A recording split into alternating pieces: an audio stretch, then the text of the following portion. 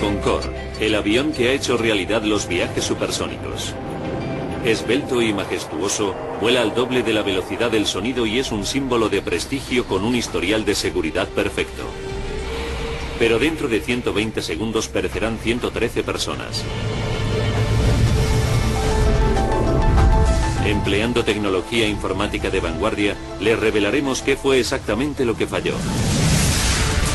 Los desastres no ocurren sin más, son una cadena de acontecimientos críticos. Conozcan las nefastas decisiones que se tomaron en segundos catastróficos. El accidente del Concorde.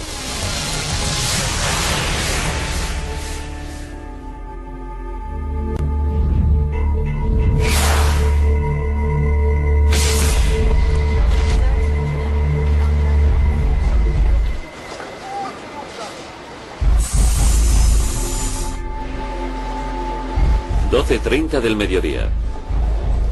100 hombres, mujeres y niños se embarcan en el vuelo AF4590. Vienen de toda Alemania y esperan realizar el viaje de su vida. Unas vacaciones de ensueño que les han costado al menos 10.000 euros por persona. Empiezan con un vuelo supersónico en el Concorde a Nueva York. Y después, un crucero de lujo por el Caribe. Para el padre de George Mayer se trata de un regalo para celebrar su jubilación. Cumplió 65 años en el 2000 y quería que esto fuera un regalo para su pareja y para él. A los dos les gustaba viajar y siempre lo hacían de modo especial.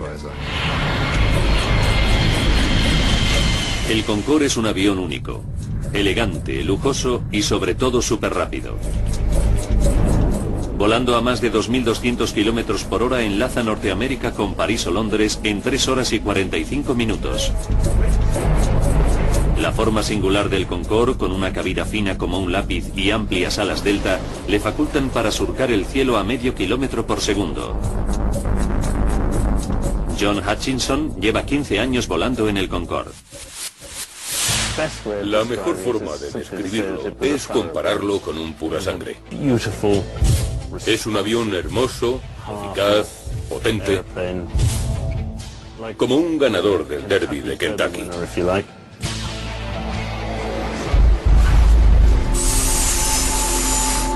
A las 13:30 todos los pasajeros han terminado de facturar en su viaje supersónico. El piloto capitán Christian Marty ya se encuentra en la cabina preparando el vuelo. Los pasajeros están en buenas manos. Marty, de 54 años, es uno de los pilotos más experimentados de Air France. Un aventurero de extraordinario talento. En 1982, Christian Marty fue el primer francés en cruzar el Atlántico en una tabla de windsurf. Es un héroe nacional. A bordo del Concorde, el capitán Marty lleva a cabo las comprobaciones previas al vuelo. Su controlador de tráfico aéreo es el experimentado Gilles Zoguelin, que llega para empezar el turno de tarde.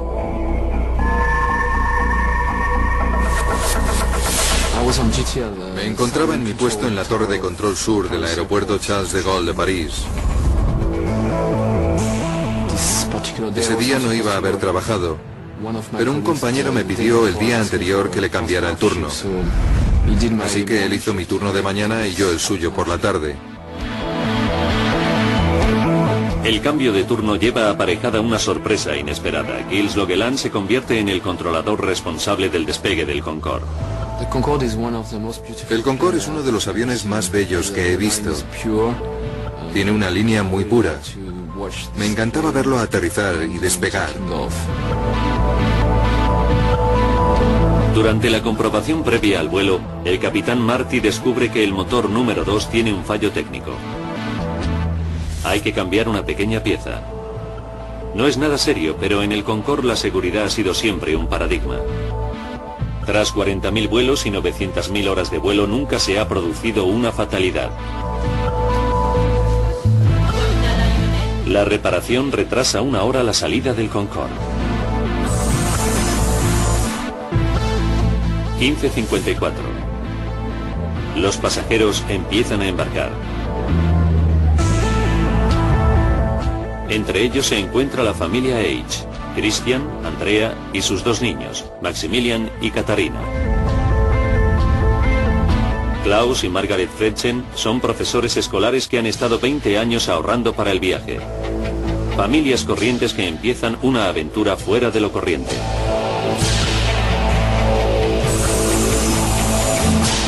A las 16:35 el Concorde está listo para despegar.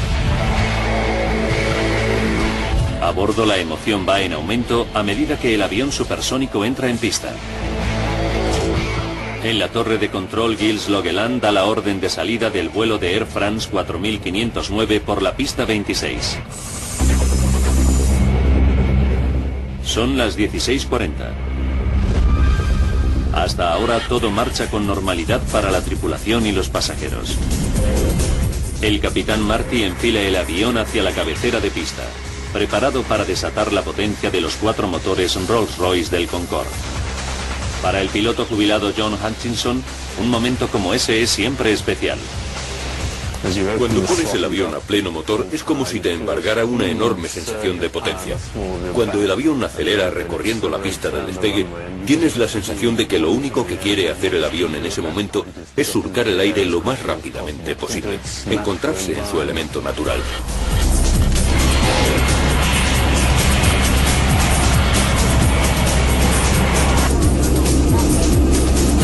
Desde la torre de control Gilles Logeland supervisa el despegue. Me quedé contemplando el Concorde mientras adquiría potencia sobre la pista, porque era algo digno de ver. Es un avión muy pesado, así que se pone en marcha poco a poco, luego va ganando velocidad. El Concorde acelera por la pista de 4 kilómetros. Sobrepasa los 320 kilómetros por hora. Hemos empleado gráficos digitales para recrear lo que ocurre a continuación. Para Gilles es un momento de puro horror. De repente vi llamas justo detrás del cuerpo de la aeronave.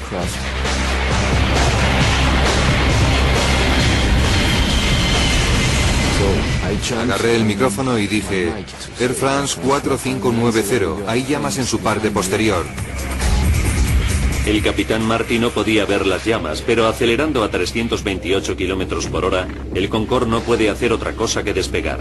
Solo le quedan 2 kilómetros de pista, y el Concorde necesita 3 kilómetros para detenerse con seguridad. A esa velocidad, independientemente de la situación, el avión tiene que despegar. No puede detener el despegue. Vi las llamas justo cuando el Concorde empezaba a elevar el morro.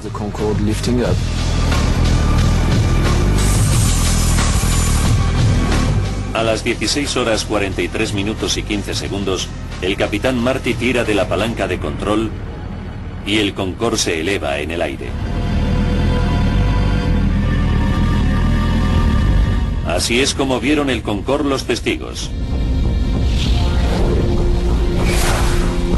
Martín Bornet trabaja en una oficina en el extremo occidental del aeropuerto.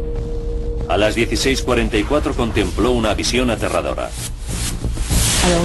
Estaba mirando por la ventana y vi al Concorde despegar muy despacio, con la parte posterior en llamas. Tuve mucho miedo porque pensé que a causa del fuego el avión explotaría justo encima de mi oficina.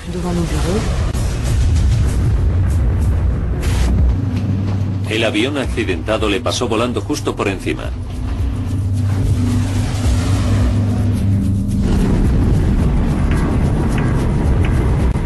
Cerca de donde trabaja Martín, el mensajero Emmanuel Bermiñón iba conduciendo su furgoneta cerca del final de la pista.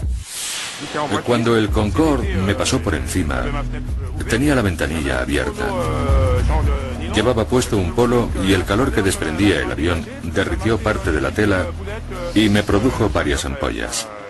Pude sentir el calor desde el suelo. Mientras el capitán Marty lucha con los mandos para ganar altitud, las llamas engullen el ala izquierda fuera de su campo visual. La pavorosa escena queda captada por la cámara de la mujer de un camionero. Es el único metraje en vídeo que muestra al Concorde en llamas. Resultará de capital importancia para la investigación.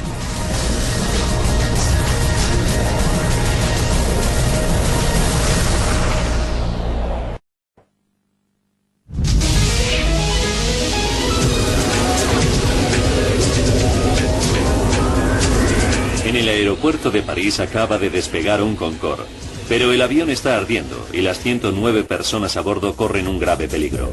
Los próximos 69 segundos van a ser cruciales. 16 horas 43 minutos y 30 segundos. El Concorde se debate por permanecer en el aire. Solo se ha elevado 30 metros y va camino de estrellarse. El pueblo de Gonesse y sus 25.000 habitantes se encuentran directamente en su trayectoria. Christine Turpin va conduciendo hacia la gasolinera de su propiedad.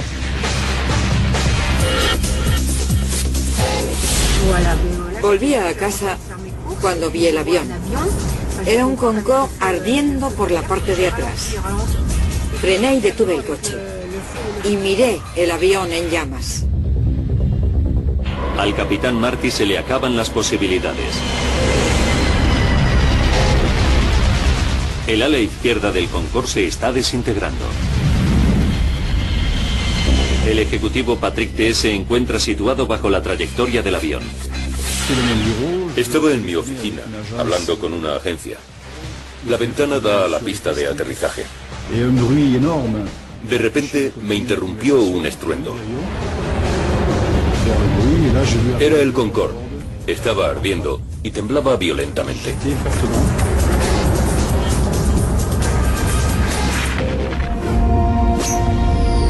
El Concorde se escora hacia la izquierda. El avión se queda sin fuerza y se precipita contra el suelo.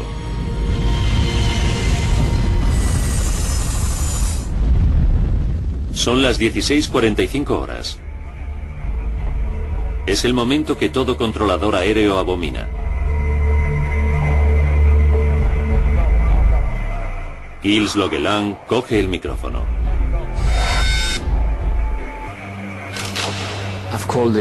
Llamé a Air France y dije: Air France 4509, ¿me escuchan? Air France 4590, ¿me recevez-vous? Lo dije 2 veces. Air France 4590, ¿me recevez-vous?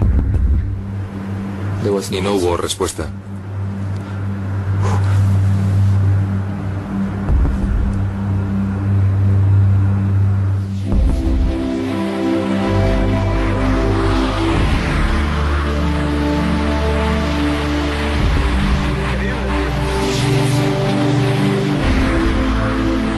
El avión supersónico cargado de combustible y con 109 personas a bordo se estrella sobre un hotel en las afueras de Gonesse.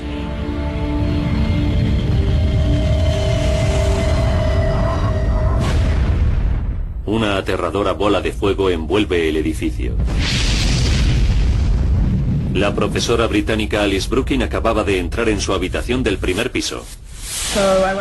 Me dirigí a la puerta de la habitación donde estaba y no vi más que llamas. No había forma de salir por las escaleras.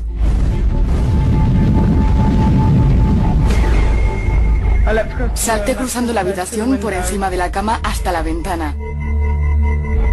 Tuve la suerte de ver al recepcionista en el aparcamiento de debajo y me dijo: tiene que saltar. Al mismo tiempo, Christine Turpin presencia la explosión y se teme lo peor. Se estrelló.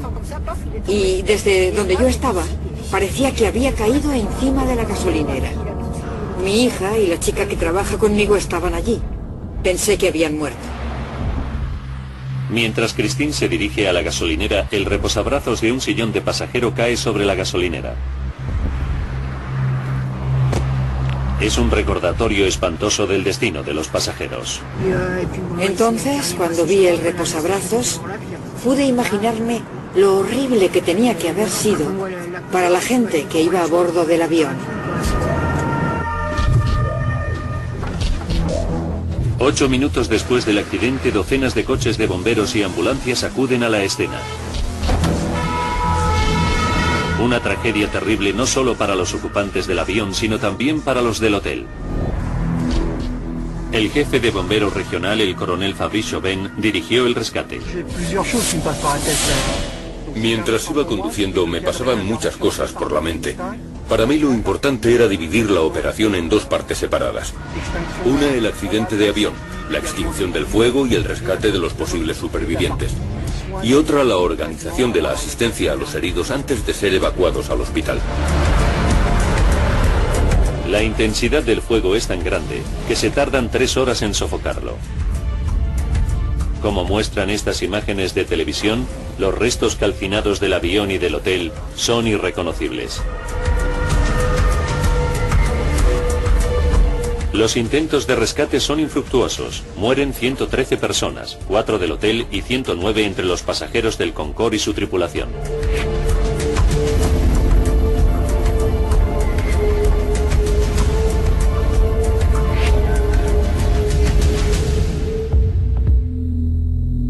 Perecen 3 generaciones de la familia H.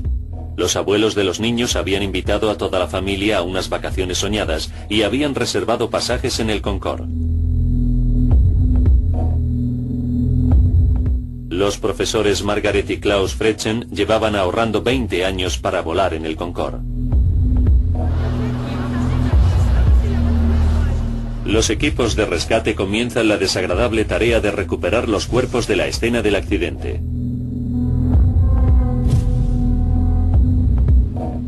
Uno de los trabajadores del hotel fallecidos es la estudiante de 19 años Kenza Rashid, que se había incorporado al personal del hotel el día anterior al accidente para ganar algo de dinero para sus vacaciones.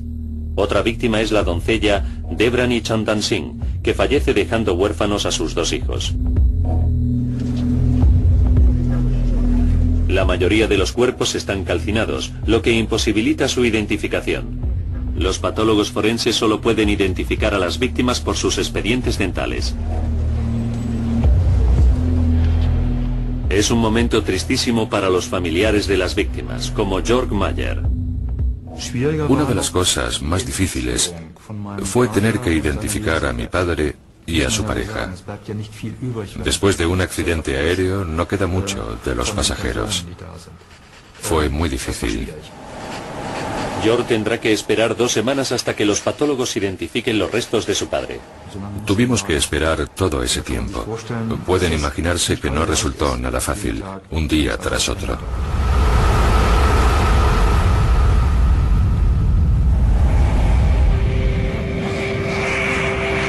El accidente cogió a todo el mundo por sorpresa.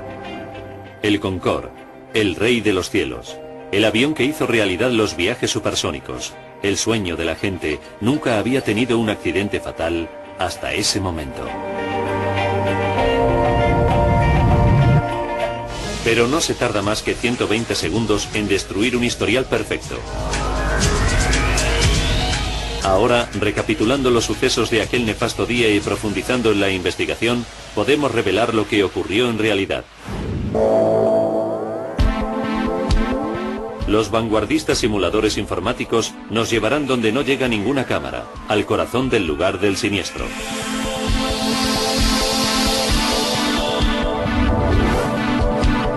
La Oficina Francesa de Accidentes Aéreos envió a sus mejores investigadores. A través de sus datos podemos ahora reconstruir la mortal cadena de sucesos para averiguar lo que causó en realidad la horrible tragedia. No hay nada que escape al alcance de la investigación.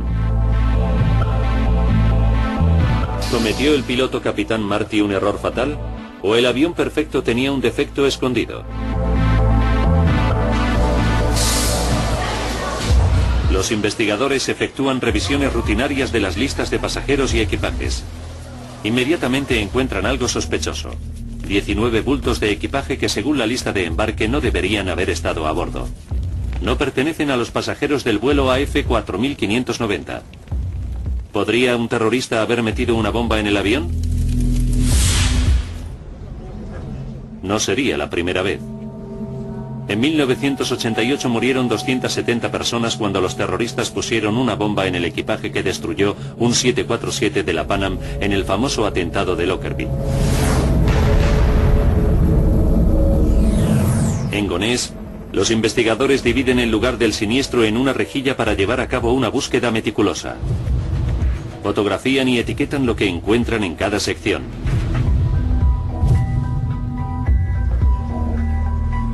Es una labor ardua, que dura 4 semanas. Entonces, todos los restos del accidente son trasladados para su análisis e identificación. Se habilitan 3 hangares en Le Bourget, otro aeropuerto parisino, para almacenarlos.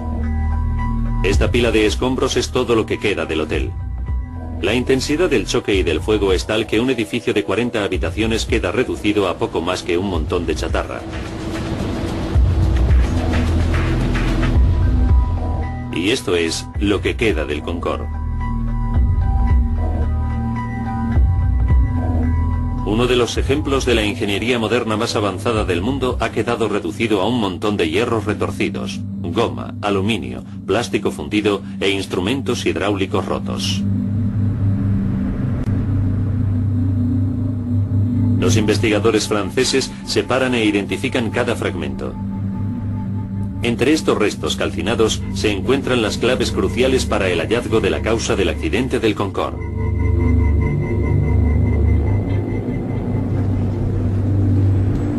En unas horas, el equipo de la Oficina Francesa de Accidentes Aéreos recuperan las cajas negras. Se trata de unos aparatos que llevan todos los aviones y que registran todos los datos técnicos importantes, así como las conversaciones en la cabina del piloto.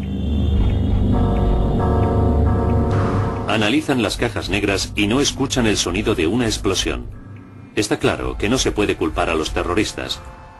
Los investigadores se ven obligados a buscar otras pistas. Se concentran en la reparación de motor de última hora que ordenó el capitán Marty justo antes de despegar. Saben que el Concorde había regresado a Nueva York el día anterior con un defecto de frenado en el motor número 2. Los revertidores de impulso que ayudan a frenar a los aviones una vez que han aterrizado no funcionaban. Los investigadores analizan cuidadosamente los datos del registro de vuelo, pero no encuentran pruebas de que un fallo en el sistema de frenado pudiera causar el accidente. Se incrementa la presión para encontrar una respuesta. Las autoridades francesas interrumpen todos los vuelos del Concorde de Air France hasta que se encuentre. El foco se sitúa ahora en los 120 segundos transcurridos desde el despegue final del Concorde. El capitán John Hutchinson ha pilotado el Concorde durante cientos de despegues. Una vez que se enfila la pista, el capitán pone en marcha el cronómetro e impulsa los motores a todo gas. El papel del copiloto es el de supervisar la velocidad y el del ingeniero de vuelo, observar que todos los instrumentos, especialmente los relativos al motor, funcionan bien.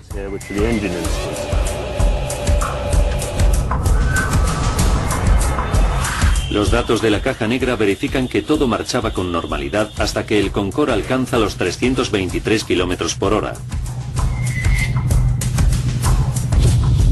En ese momento, el Concorde está a 79 segundos del desastre.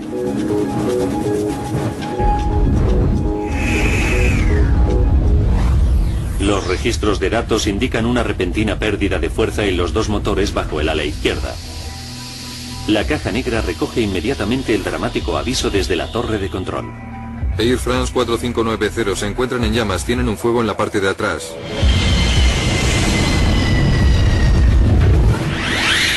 A pesar del aviso, el capitán Christian Marty ha sobrepasado ya el punto sin retorno.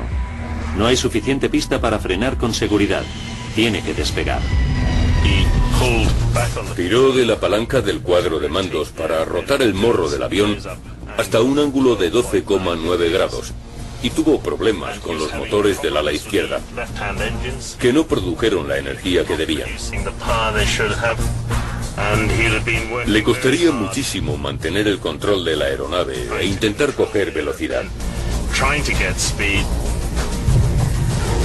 Y se vio superado por los problemas de los 2 motores izquierdos. Los motores se han convertido en el nuevo núcleo de la investigación.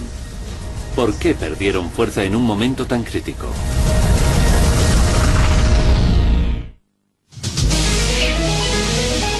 Tan solo 2 minutos después de despegar, el vuelo del Concorde Air France 4590 se estrella matando a 113 personas. Un golpe devastador para el primer avión supersónico del mundo. Empleando avanzados gráficos digitales basados en el informe oficial, profundizamos en la investigación para desentrañar la cadena de sucesos mortales. Los investigadores saben que los dos motores izquierdos pierden fuerza cuando el Concorde supera los 323 km por hora sobre la pista. ¿Pero por qué? Entonces se produce un nuevo e importante hallazgo. Los investigadores franceses encuentran varios fragmentos de neumáticos sobre la pista. Uno de ellos pesa 4,5 kilos.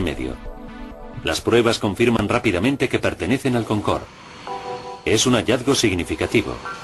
¿Por qué? Porque las ruedas del Concorde se inflan a una presión extremadamente alta que las hace más proclives a estallar que las de los demás aviones, especialmente durante el despegue y el aterrizaje. El piloto John Hutchinson nos lo explica. Cuando el capitán tira de la palanca para rotar, en realidad lo que está haciendo es comprimir el tren de aterrizaje sobre la pista. Así que en ese momento la presión sobre los neumáticos es todavía mayor. Esta presión adicional hace que las ruedas del Concorde sean aún más vulnerables. La investigación avanza por buen camino. Los investigadores del accidente revisan los expedientes y descubren que las explosiones de ruedas de los Concordes no son algo fuera de lo común. Encuentran más de 50 casos de explosiones de ruedas durante el despegue y el aterrizaje en los últimos 24 años.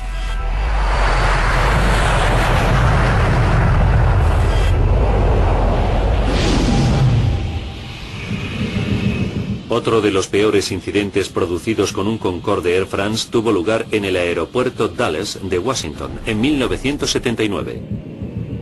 Bill Lightfoot era uno de los pasajeros de ese Concorde. Pude ver un gran agujero en el ala, con trozos de aluminio o algún otro metal. Por el agujero que se había abierto en el ala, salió un montón de líquido.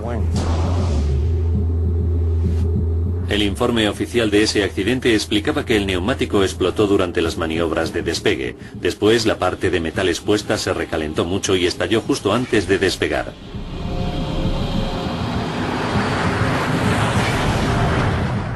El avión despegó, pero 20 minutos después volvió a aterrizar con total seguridad. El avión sobrevivió al accidente, pero se originó una gran polémica sobre la seguridad de los neumáticos. Los ingenieros del Concorde instalaron sensores para detectar los neumáticos poco hinchados, modificaron los procedimientos de inspección de neumáticos antes de cada vuelo y, lo que es más importante, como nos explica el experto en aviación David Lermont, desarrollaron neumáticos más resistentes que podían soportar el doble de peso. El requisito para superar los vuelos de prueba era que las ruedas fueran capaces de continuar la maniobra de despegue con los neumáticos estallados y de despegar sin ellos.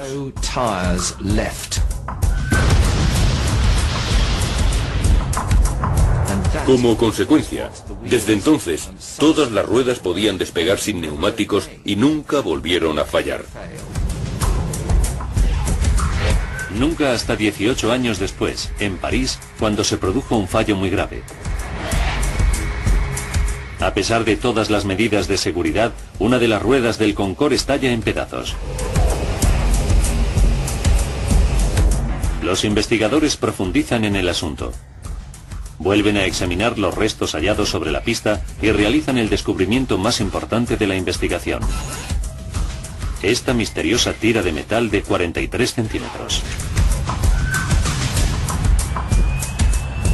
Si se compara la tira de metal de 43 centímetros con el daño en la rueda del Concorde, ambas partes encajan a la perfección. De repente, toda la investigación depende del origen de esta tira de metal. ¿De dónde proviene? Tras 5 semanas de laborioso trabajo, comparándola con las miles de piezas que componen el avión, se produce un avance. Entonces, descubren que la tira de metal proviene del motor de un DC-10.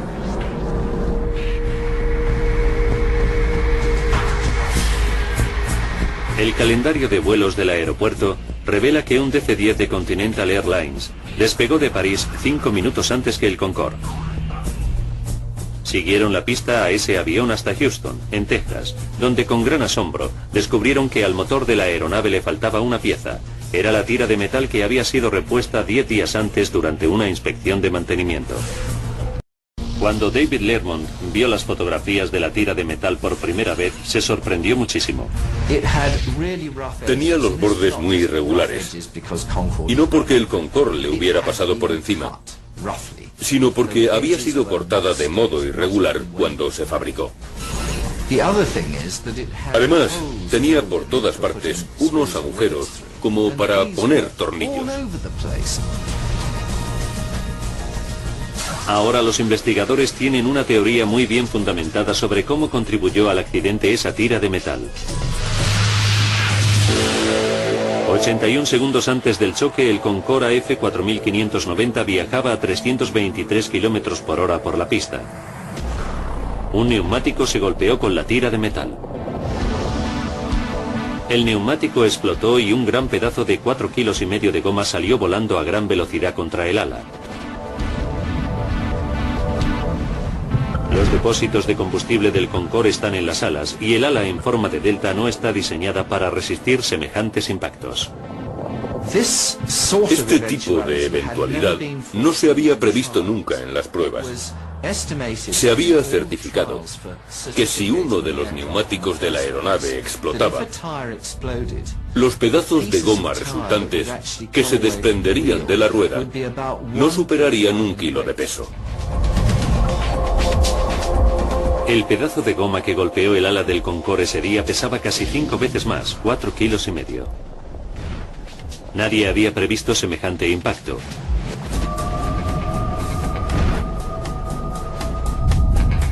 Por otro lado, el gran fragmento de goma encajaba en la abolladura del ala. Pero sorprendentemente, el ala no estaba agujereada por ese sitio.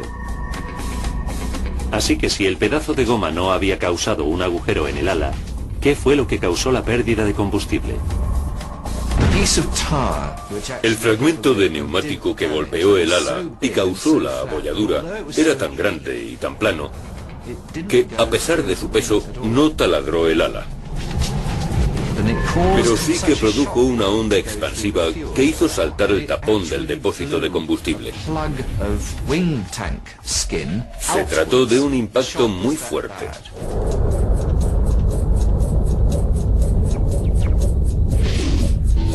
Cuando el pedazo de goma golpea el ala, desencadena una onda expansiva que afecta a la junta más débil del depósito de combustible, y el combustible se sale del tanque. Cada motor del Concorde consume 75 litros de combustible por segundo. Pero incluso el combustible desbordado sobre el motor necesita una chispa para entrar en ignición. ¿De dónde vino esa chispa?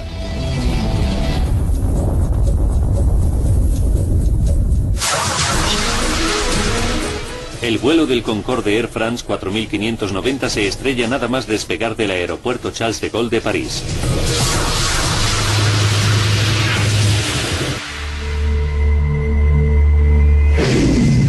Nuestros gráficos simulan imágenes de una cámara virtual situada sobre la pista para desvelar la causa del accidente. Cuando el avión recorre la pista de despegue, una tira de metal en el suelo hace explotar un neumático. 81 segundos antes del choque, un gran pedazo de goma sale volando contra los depósitos de combustible. El combustible se desborda sobre los motores. Pero eso no basta para causar una catástrofe. Hace falta una chispa.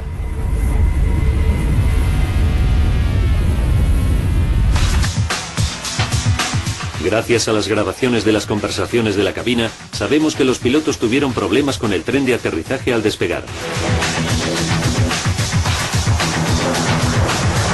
Cuando el Concorde se debate en el aire, el piloto Christian Marty intenta recoger el tren de aterrizaje, pero se bloquea y se queda fuera.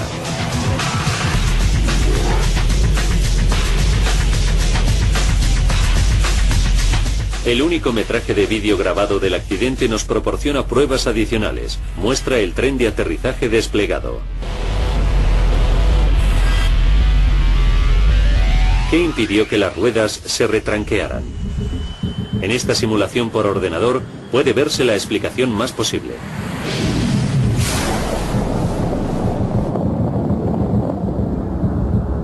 Unos jirones del neumático estallado se estrellan contra el tren de aterrizaje y seccionan varios cables eléctricos. El tren de aterrizaje se queda atascado fuera. Y lo que es aún peor, Los cables que han quedado expuestos van dando latigazos a merced de la corriente de viento que levanta el avión. Si los cables expuestos hacen contacto, harán saltar chispas. El destino decide que así ocurra. La chispa hace entrar en ignición el combustible derramado y en ese momento el Concorde se convierte en una bomba volante.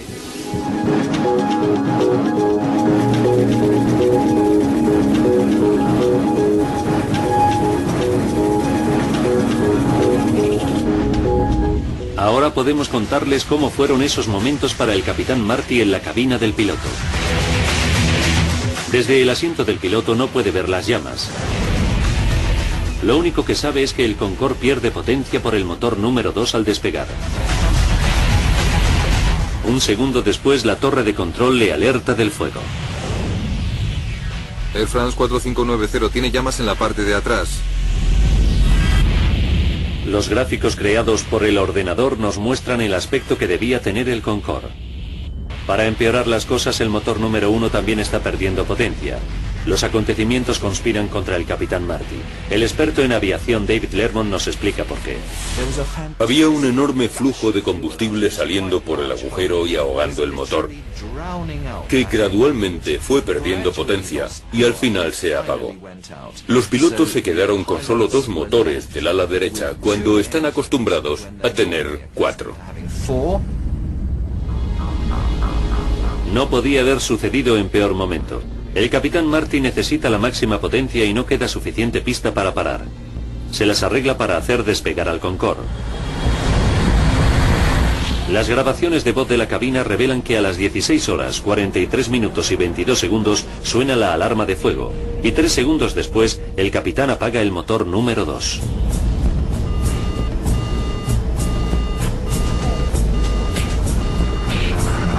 Cuando se produce una alarma de fuego, hay que apagar el motor y cortar el abastecimiento de combustible.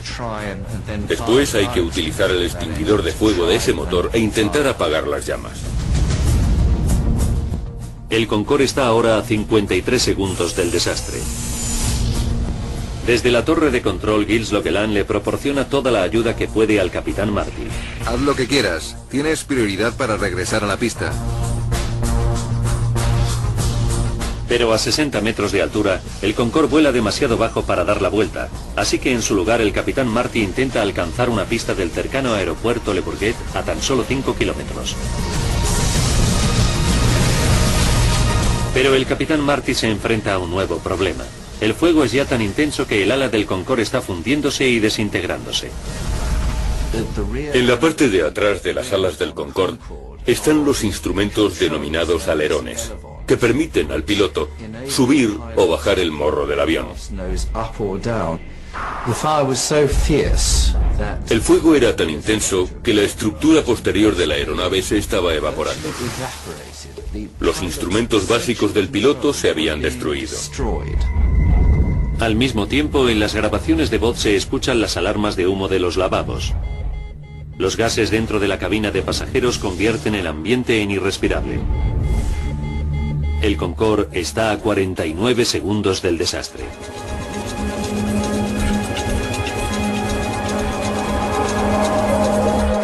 En la cabina, el piloto Christian Marty lucha con los mandos tratando de ganar altura y velocidad, pero se ve superado por la desintegración del ala y sus instrumentos.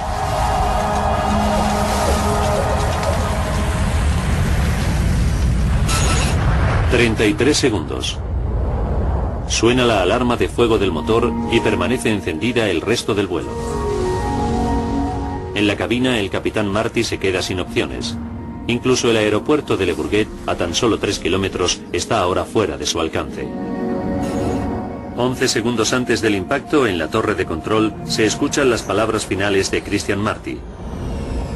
Demasiado tarde. No queda tiempo.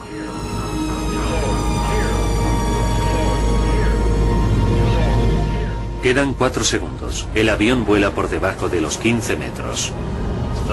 El apocalipsis se produjo cuando el avión se inclinó a unos 110 grados del suelo.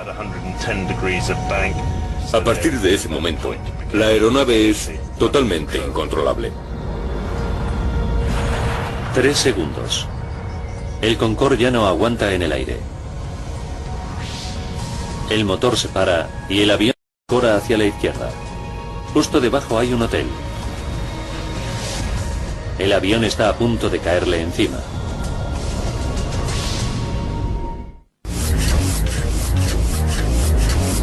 Justo 118 segundos después de que el Concorde empezara a acelerar por la pista de despegue, 109 personas se enfrentan a la muerte.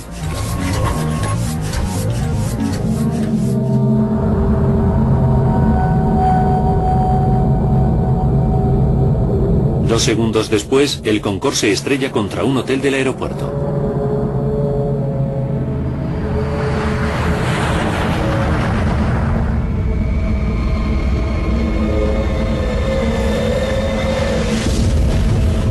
Los 100 pasajeros y los 9 miembros de la tripulación resultan muertos, así como 4 personas del hotel. El controlador aéreo Gilles Leguelin guió al Concorde en su despegue final y es testigo directo de esos espeluznantes últimos segundos. Sabía que todo había terminado. Aunque sabía que se trataba de una realidad confirmada, me resistía a aceptar los hechos. Todavía sigo teniendo la sensación de que no ha ocurrido de verdad, de que no fue algo real. Me negaba a aceptar que había ocurrido. Ocurrió lo que no podía ocurrir, un accidente de verdad. El Concorde, el único avión supersónico del mundo, vio cómo se destruía en 120 segundos su perfecto historial de seguridad de 25 años. Fue un accidente horrible e inimaginable. Los pasajeros solo tuvieron unos segundos para prepararse a morir. El abogado Christopher Ballins nos habla de las víctimas. Creo que los pasajeros se dieron cuenta enseguida de que algo no marchaba bien en el avión. El aeroplano no se elevaba y luego un ala se prendió fuego. Volaba a baja altitud, a poca altura sobre el suelo. Después el avión empezó a volcarse. Creo que los pasajeros se dieron cuenta enseguida de que estaba a punto de ocurrir algo horrible y que tenían que prepararse para morir.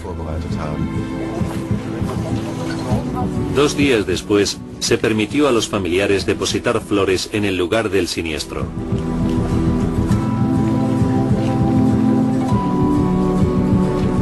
Incluso hoy en día, no les ha abandonado la sensación de pérdida.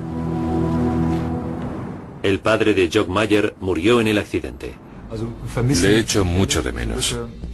Ha dejado un vacío muy grande que no se puede compensar.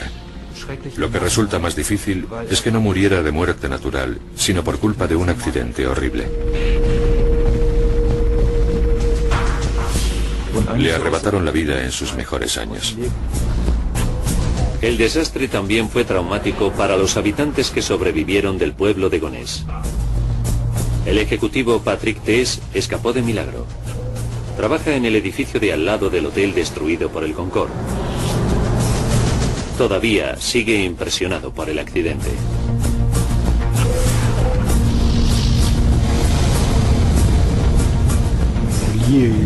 Por supuesto que el accidente me dejó secuelas. No puedo decir que no me afectara.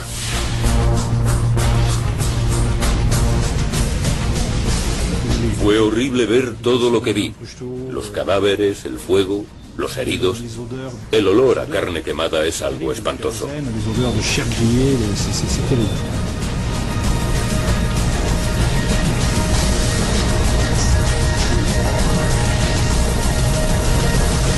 Para el Concorde, el desastre de París fue el principio del fin. 3 semanas después del siniestro se suspenden todos los vuelos del Concorde. Air France y British Airways, las 2 líneas aéreas que operan los vuelos del Concorde, tienen que introducir importantes modificaciones en la seguridad. Se refuerzan los neumáticos para que permanezcan operativos incluso si se pinchan con una cuchilla de 30 centímetros. Los ingenieros recubren los tanques de combustible con un revestimiento de Kevlar a prueba de balas para que resistan los impactos. Además, se refuerzan las conexiones eléctricas del tren de aterrizaje.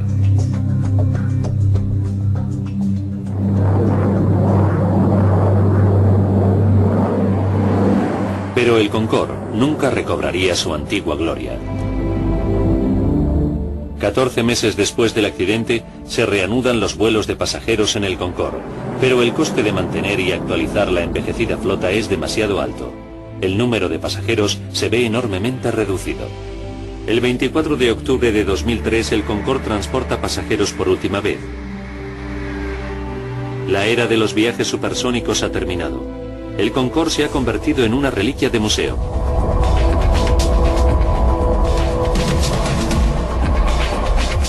Aquella desventurada tarde de julio en París se produjo por una desdichada sucesión de acontecimientos.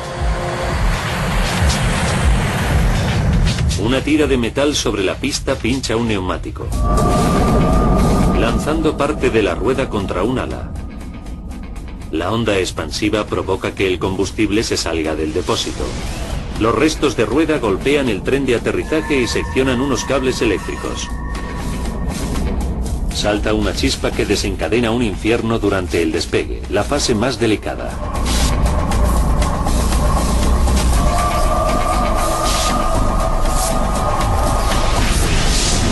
A partir de ese momento, el Concorde está predestinado al desastre. Una cadena de acontecimientos que nadie podría haber previsto provoca su destrucción.